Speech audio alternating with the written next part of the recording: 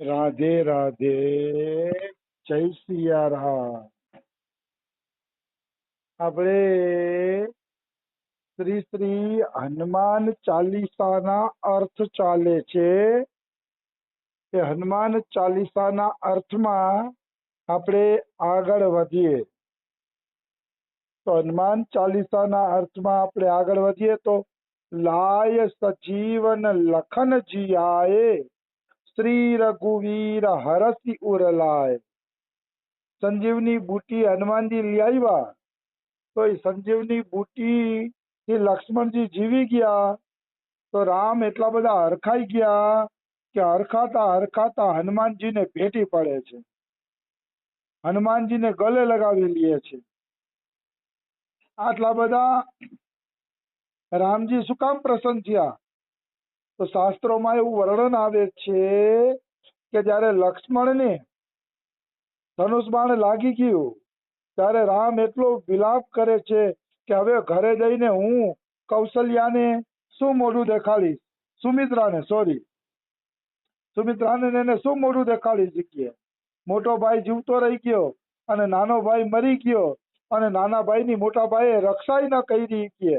આવું કે મારા ઉપર કલંક લાગશે, આરોપ લાગશે।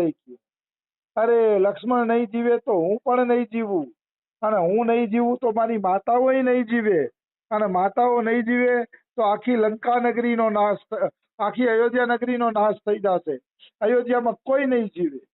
આવો વિલાપ કરે છે રામ કે લક્ષ્મણ નહીં રહે તો રામે નહીં રહે, રામ નહીં રહે તો માતા નહીં રહે, માતા નહીં રહે તો બીજા કોઈ પણ રહેશે નહીં। એવો વિલાપ કરતા હતા જાણે આખી અયોધ્યા નષ્ટ થઈ જવાની હોય। તો એ આખા અયોધ્યાવાસીને હનુમાનજીએ બચાવ્યા, એટલા માટે હનુમાનજીને હરખીને રામ ભેટે છે। લક્ષ્મણને બચાવીને જાણે એને આખી અયોધ્યાને બચાવી લીધી, આવી વસ્તુ છે। રઘુપતિ કીની બહુત બડાઈ, તુમ મમ પ્રિય ભરત હી સમ ભાઈ। રામ ખૂબ જ હનુમાનજીની બડાઈ કરે છે કે મારો હનુમાન કે જેને મારા ભાઈ લક્ષ્મણને જીવતો કર્યો, એવી રીતે હનુમાનજીની બડાઈ કરે છે। બડાઈ કરવી જ જોઈએ।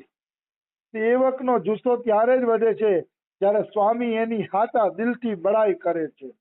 સ્વામી જ્યારે સાચા દિલથી સેવકની બડાઈ કરે ને તો સેવકનો જુસ્સો વધે છે, સેવકને ભાવ વધે છે। એટલે સ્વામીએ સેવકની બડાઈ કરવી જ જોઈએ। રઘુપતિ કીની બહુત બડાઈ, તુમ મમ પ્રિય ભરત હી સમ ભાઈ। હનુમાનજી તું મને એટલો વાલો છો જેવો મને મારો ભાઈ ભરત વાલો છે। હે હનુમાનજી તમે મને એટલા જ વાલા છો, એટલા જ તમે મને પ્રિય છો। આવી વસ્તુ છે। ભરત સમાન રામને કોઈ પ્રિય નહોતું, તો ભરત સમાન હનુમાનજીને પ્રિય કીધા એટલે આપણે સમજી શકીએ કે હનુમાનજીની સેવા કેવા પ્રકારની હશે। એની સેવા અતિ સુંદર હતી કે જેથી રામે પણ એમ કીધું કે તું મને એટલો પ્રિય છો જેટલો મને ભરત પ્રિય છે। ભરત સરીસ કો રામ સનેહી, જગુ જપ રામ રામુ જપ જેહી। ભરતજી જેવો સનેહી કોણ હોઈ શકે છે? આખું જગત રામને જપે છે અને રામ એને જપે છે। આવો ભરત જેવો સનેહી બીજો કોણ હોઈ શકે? આવી વસ્તુ છે। મતલબ આખું જગત રામ રામ જપે છે અને સાક્ષાત રામચંદ્ર ભગવાન ભરત ભરત અને ભરત જપે છે। એ ભરત આરે કોઈને ભગવાન હરખાવે કે તું મને ભરત જેટલો પ્યારો છો તો આપણે સમજી શકીએ કે એની સેવા કેવા પ્રકારની હશે। એટલે હનુમાનજીએ સેવા કરતા કરતા રામના હૃદયમાં એવી રીતે જગ્યા બનાવી લીધી હતી જાણે ભરતે રામના હૃદયમાં જગ્યા બનાવી લીધી હોય, એવી દિવ્ય જગ્યા એને બનાવી લીધી। આ જ સાચા સેવકનું લક્ષણ છે કે સ્વામીની સેવા કરીને એના હૃદયની અંદર જગ્યા બનાવી લીધી। સાચો સેવક તો એને જ કહેવાય, એમાં કોઈ એટલે કોઈ પણ પ્રકારની શંકા નથી।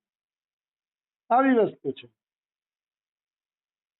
પછી કહે સહસ બદન તુમ રોજ અસ ગાવે, અસ કહી શ્રીપતિ કંઠ લગાવે। સહસ બદન એટલે હજાર મોઢા વાળો શેષનાગ, જે શેષનાગને 1000 મોઢા છે એ શેષનાગ પણ તમારો યશ ગાય છે, તમારા વખાણ કરે છે. રામ પોતે એમ કે અસ કહી, એટલે રામ એમ કે હનુમાન હું તારી શું બડાઈ કરું, તારી બડાઈ તો 1000 મોઢા વાળો શેષનાગ પણ કરે છે.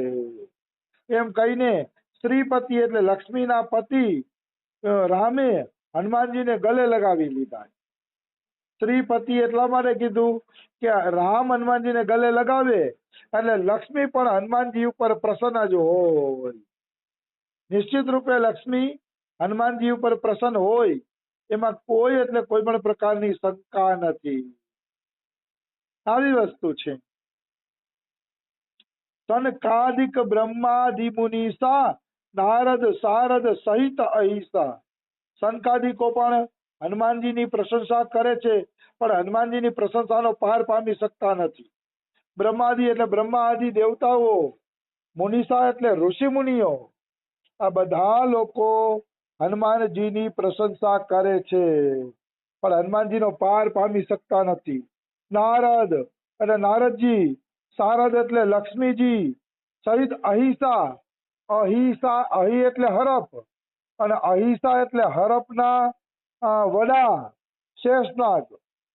એ શેષનાગ પણ 1000 મોઢે તમારા વખાણ કરી શકે નહીં. રામ એમ કે છે હવે આવા હનુમાનજીના વખાણ આપણા જેવા તુચ્છ જીવ શું કરી શકે. આ તો તુલસીદાસે હનુમાનજીના ચરિત્રનું દિગ્દર્શન કરાવ્યું કે હનુમાનજી આવા હતા. નહીતર હનુમાનજીનું શું વર્ણન થઈ શકે, કોઈ વર્ણન સંભવ નથી.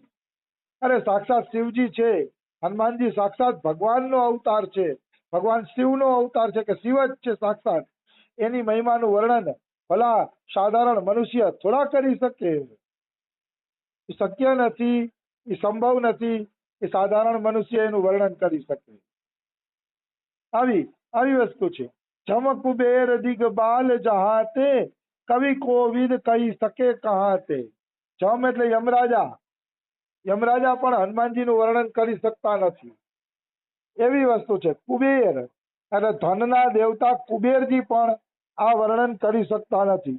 અને દિગપાલ, દિગપાલ એટલે દિશાઓના દેવતા, દિશાઓના દેવતા પણ હનુમાનજીની મહિમાનો પાર પામી શકતા નથી.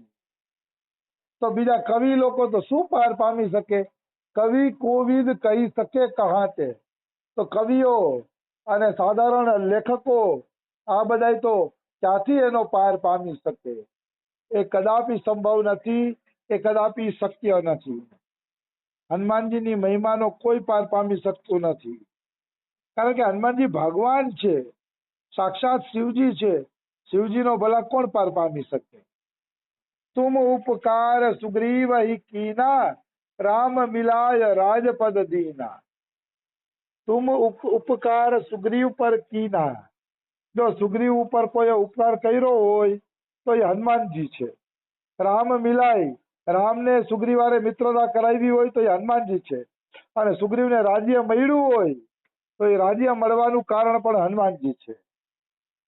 એની થોડીક કથા આપણે લઈએ, થોડીક કથાનું વર્ણન કરીએ તો મય દાનવનો દીકરો બાલી હારે લડવા આવે છે કે બાલી તું મારી સાથે લડાઈ કર. તો બાલીને છે ને બધું સહન થાય, પણ કોઈ લડાઈ કરવા માટે પોકાર કરે ને ઈ બાલીથી સહન નહોતું થતું.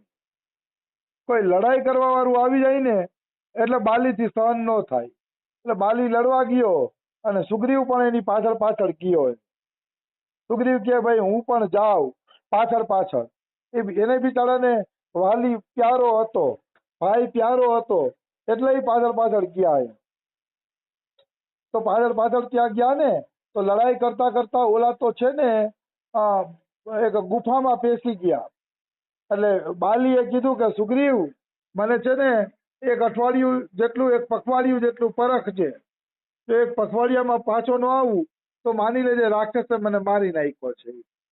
તો કે હા ભાઈ ઠીક છે, પણ એક પખવાડિયાની જગ્યાએ મહિનો દી થઈ ગયો. મહિનો દી થઈ ગયો તો સુગ્રીવ પાછા બારે આવ્યા નહીં, પણ એ ગુફામાંથી લોહીની ધાર આવી.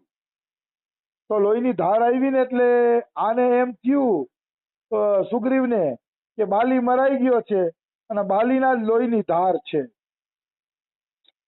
એટલે સુગ્રીવે એ ગુફામાં એક પથ્થર મૂકી દીધો અને પથ્થર મૂકીને ભાગી ગયો સુગ્રીવ. પછી બાલી આવ્યો, જોયું બારે પથ્થર મૂકેલો હતો.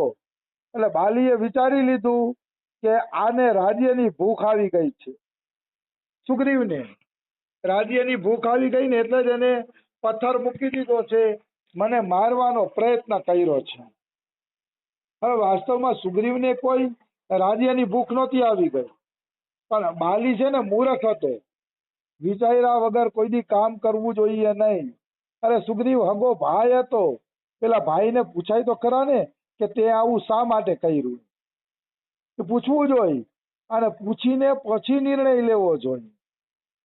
આ તો એને પેલા જ નિર્ણય લઈ લીધો, આ તદ્દન ગલત હતું, આ તદ્દન ખોટું હતું. આ રીતે ક્યારેય કોઈ દી નિર્ણય લેવો જોઈએ નહીં. હંમેશા એક વાત યાદ રાખવી, વહેમનું ઓસડ ન હોય, એ વાત બિલકુલ સાચી છે. વહેમથી કોઈ દી નિર્ણય નહીં લેવાના. નિર્ણય લેવો હોય તો વિચારપૂર્વક, વિવેકપૂર્વક નિર્ણય લેવાનો. વહેમના કારણે જે નિર્ણય લેવામાં આવે છે એ ગલત હોય છે, ખોટા હોય છે, અને ખોટા નિર્ણયથી કોઈનું ભલું થતું નથી. એ ખોટા નિર્ણયથી નિશ્ચિત રૂપે કોઈનું થોડું કઈ ભલું થતું નથી. એમાં કોઈ એટલે કોઈ પણ પ્રકારની શંકા નથી. આવી વસ્તુ છે. એટલે મનુષ્યએ હંમેશા સુંદર સારા નિર્ણય લેવા જોઈએ, વિવેકપૂર્વક નિર્ણય લેવા જોઈએ અને વિચાર કરવો જોઈએ. નિર્ણય લેતા પહેલા થોડોક વિચાર કરવો જોઈએ, એમાં એકદમથી નહીં નિર્ણય લેવો જોઈએ. તો બાલી છે ને એ આ રીતનો ખોટો નિર્ણય લઈ લે છે અને સુગ્રીવની રાય જાણ્યા વગર સુગ્રીવને મારીને ભગાડી મૂકે છે. રાય પણ નથી જાણતા કે ભાઈ તે આવું શું કામ કર્યું.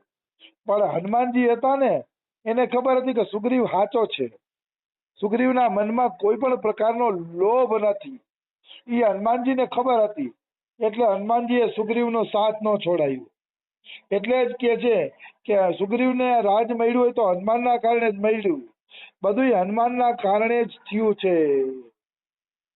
આવી વસ્તુ છે.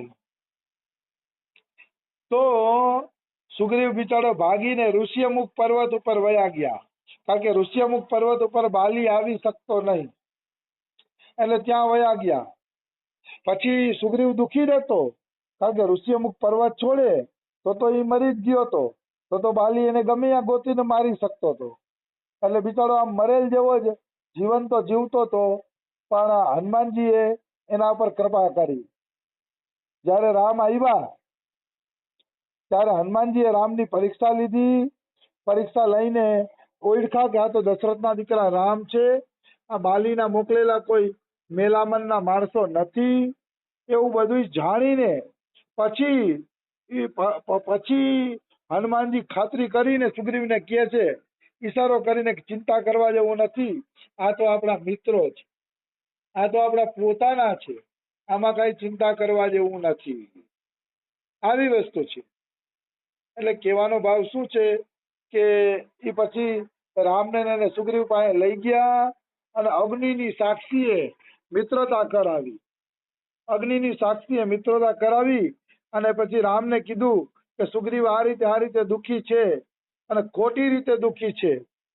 ત્યારે રામે પછી સુગ્રીવને કીધું કે હું તને રાજ્ય અપાવીશ અને રાજ્ય અપાવતા કોઈ રોકી શકશે નહીં, તો ચિંતા કરતો નહીં. આ રીતે એને રાજ્ય અપાવ્યું રામે, અને રાજ્ય અપાવી અને પછી સીતાજીની ખોજનું કાર્ય કરાવ્યું. પણ પેલા રાજ્ય અપાવ્યું, બીજું બધું પછી કર્યું.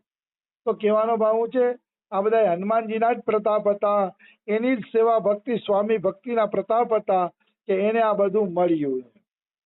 સમય થઈ ગયો છે, બીજી ચોપાઈઓ આપણે કાલે લઈ લેશી. રાધે રાધે, જય સિયા રામ.